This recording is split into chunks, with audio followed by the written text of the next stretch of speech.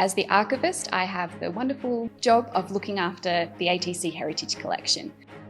I came to work for the ATC in 2011. I hadn't had a particular interest in racing, but I really wanted to look after a collection and be involved in some sort of history. Every week is different at the Heritage Centre. There's always a number of different projects going on, so we'll usually be preparing for one of our displays.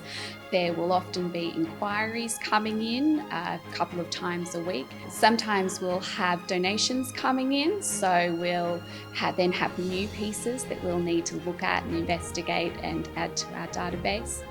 Then there's the work that we do for ATC staff. We might be providing context for something that PR is doing.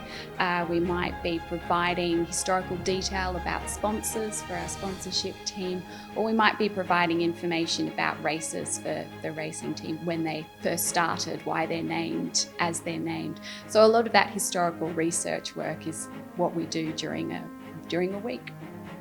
It's always hard to pick favourites, but I do have a soft spot for a couple of pieces.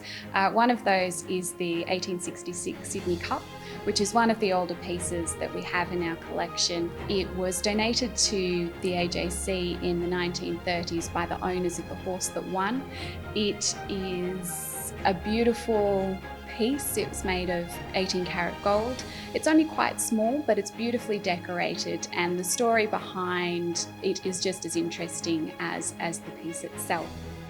One of the other pieces that I really like that we have here is the foundation document for Randwick. So this is a fairly nondescript piece of paper that was written in 1860.